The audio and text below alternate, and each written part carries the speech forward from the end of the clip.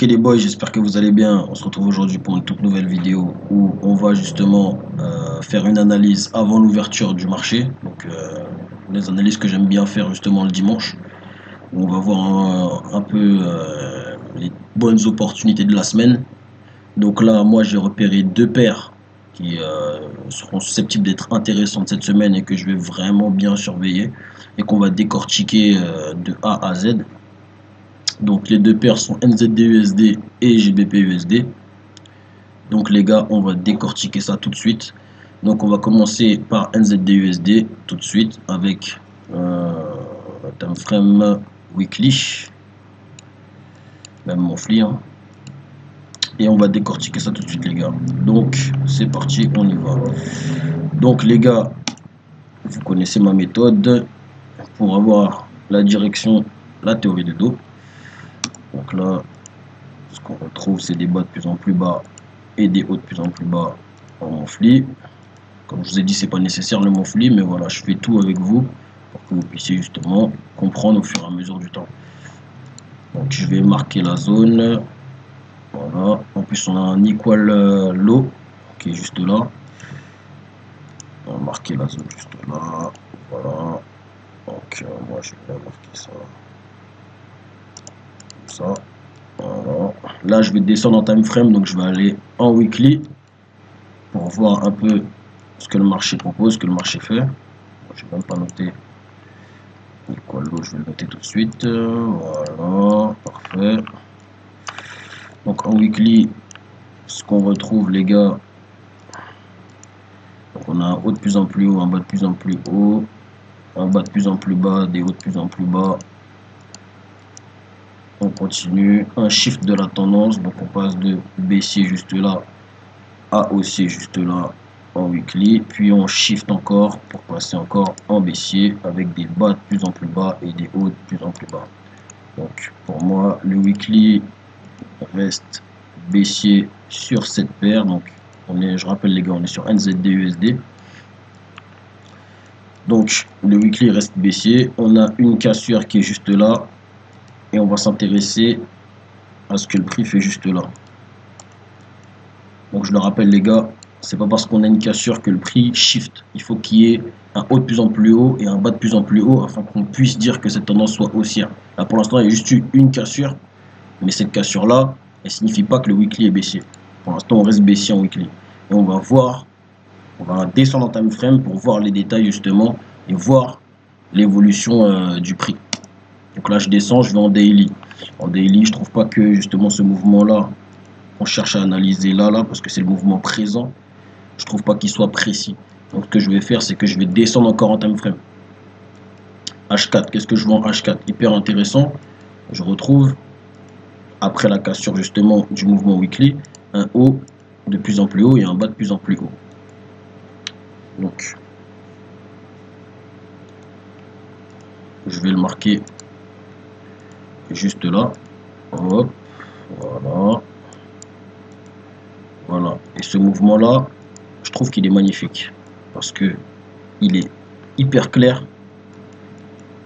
Et ce qu'on retrouve, c'est le mouvement, une cassure, un retracement juste là.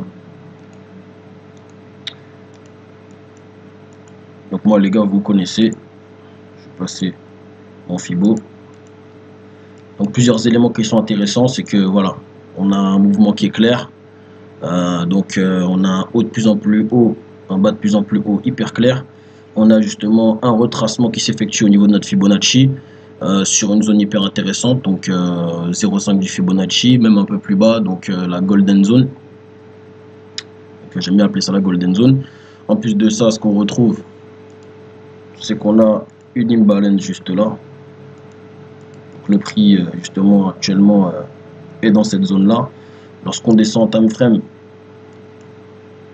ce qu'on peut voir,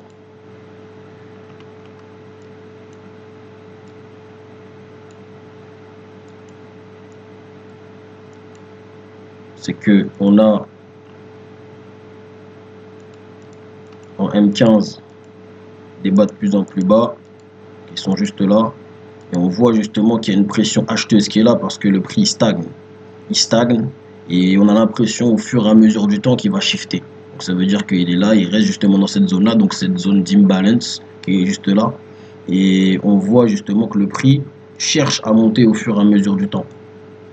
Donc je vais tracer cette zone-là, c'est cette zone-là en fait qui va m'intéresser. Est-ce que le prix, justement durant la semaine, va casser cette zone-là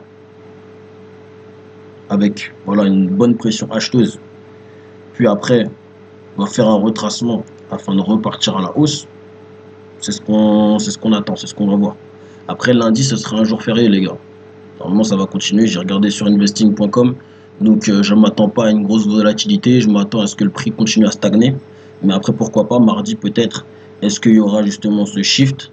C'est ce qu'on va regarder, c'est pour ça qu'on va être attentif. Et on va regarder tout cela, on va vraiment analyser, on va rester patient. Et on va voir ce que le marché nous propose justement au niveau de NZD USD. Donc là les gars, on a fait l'analyse de NZD USD hein, très rapidement, de manière efficace. On a la vision, c'est ce qu'on attend. On a quelques éléments qui sont bien. Maintenant il nous faut encore plus d'éléments qu'on puisse mettre en confluence pour afin de s'exposer et vraiment capitaliser sur ce mouvement là. Donc les gars, on va enchaîner justement avec GBP USD. Donc les gars, même processus, on démarre en monthly directement, voilà. Et on va commencer l'analyse les gars. Donc qu'est-ce que je vois en monthly? C'est la même chose, hein, des bas, de plus en plus bas. Voilà, en monthly c'est ça. Comme je vous ai dit les gars, comme je le répète, la time frame monthly n'est pas obligatoire. Après bon, c'est bien d'avoir les directions de toutes les time frames. Moi j'aime bien avoir la vision claire partout. Vous voyez, n'importe quel time frame. Après c'est pas tous les traders ne font pas ça. Donc je marque les zones. Après les gars, ce que je fais c'est que je redescends time frame, donc toujours de la plus grande vers la plus petite time frame. Donc là on est en weekly. Je vais refaire la théorie de dos justement pour savoir, pour me repérer au niveau de la direction. Donc là on a bas de plus en plus bas, haut de plus en plus bas. Là on a des hauts de plus en plus haut, chiffre de tendance, haut de plus en plus haut, bas de plus en plus haut. Là ça a une cassure, mais une seule cassure, donc ça compte pas. Donc là ce qu'on a, c'est un haut de plus en plus haut juste là, puis après une cassure pour que le prix y remonte. Donc là les gars, pour moi le GBP USD en weekly il reste haussier. Pourquoi je dis ça? C'est parce que comme on a dit, la théorie de dos, il faut qu'elle soit complète. Là ce qu'on retrouve, le dernier mouvement pour moi qui est effectif, c'est celui-là, où justement on a un haut de plus en plus haut, un bas de plus en plus haut très clair. Maintenant celui-là, il y a une cassure de fait, il y a eu juste une cassure, donc un bas de plus en plus bas. Mais là le haut là qui est là, il n'a pas fait un haut de plus en plus bas. Vous voyez ce que je veux dire? Il n'a pas fait ça et ça. Il a fait ça, il continue et il continue de monter. Donc là en fait ce qu'on peut retrouver, et ce qui est fort probable pour moi, c'est que le prix ait fait ce mouvement là et fait une fausse cassure pour après remonter et faire un haut de plus en plus haut et continuer la théorie de dos weekly qui est haussière de base. Vous voyez ce que je veux dire? Donc là, pour moi, il reste haussier. Donc là, ce que je fais, c'est que je descends encore en time frame, les gars. Donc là, je sais que le weekly, il est haussier. Je vais aller en daily maintenant. En daily, qu'est-ce que je retrouve? Même processus, les gars. On continue avec justement la théorie de dos.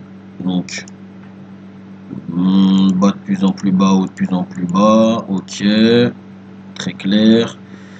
Voilà, haut de plus en plus haut, bas de plus en plus haut, chiffre de la tendance, donc un daily qui est haussier pour moi les gars.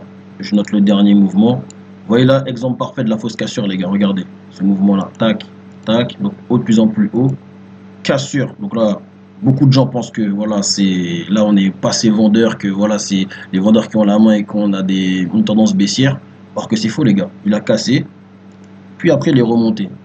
Ça veut dire une cassure ne veut pas dire qu'on shift la tendance. Donc je reprends les gars pour pas que vous perdiez le fil. Donc le daily, pour moi, il continue à être haussier. Donc là, on a le weekly haussier, le daily haussier. On va descendre encore en time frame, les gars, et regarder ce qui se passe. Donc le daily, il est haussier. Qu'est-ce que je retrouve en H4 après ces bas de plus en plus haut et ces hauts de plus en plus haut daily? On retrouve en H4 un haut de plus en plus haut et un bas de plus en plus haut. Donc hyper intéressant. Un mouvement clean, un mouvement clair comme j'aime, que je vais marquer tout de suite, les gars.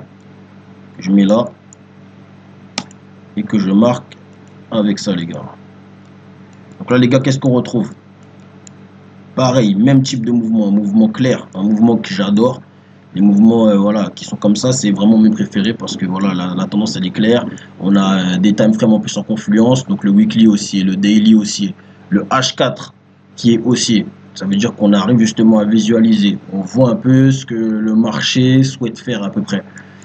Là, ce que moi j'attends, vous me connaissez, j'aime bien prendre mon Fibonacci, marquer cette petite golden zone qui est hyper intéressante entre le 0,5, 0,6, 0,7 à peu près. Et ce que j'attends moi cette semaine, les gars, donc bien sûr comme je vous ai dit lundi, comme c'est férié, je m'attends à rien lundi, mais ce que j'attends dans cette semaine, c'est un retracement dans cette zone là.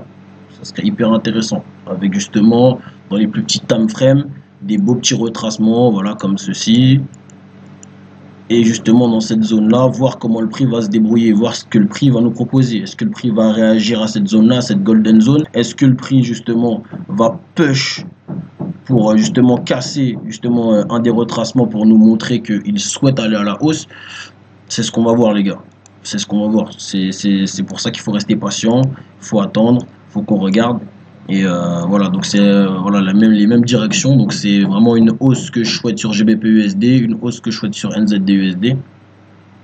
Donc voilà, ce sont les scénarios, les setups que j'attends sur cette semaine. Après, si par exemple sur les autres paires, il y a des opportunités qui se présentent, des beaux petits mouvements, ben, je vous ferai signe, je vous ferai des updates. De toute façon, j'aime bien faire ça et je vous montrerai un peu ma manière de voir, ma manière de faire les choses. Et voilà, les gars. Donc voilà, les gars, c'est les setups que j'attends durant la semaine qui va arriver. Donc on reste patient, on reste connecté. Abonnez-vous, likez et commentez, les gars, si vous aimez bien ce type de vidéo. Et je continuerai à faire des formats comme ça. Et puis les gars, on se retrouve pour une nouvelle vidéo.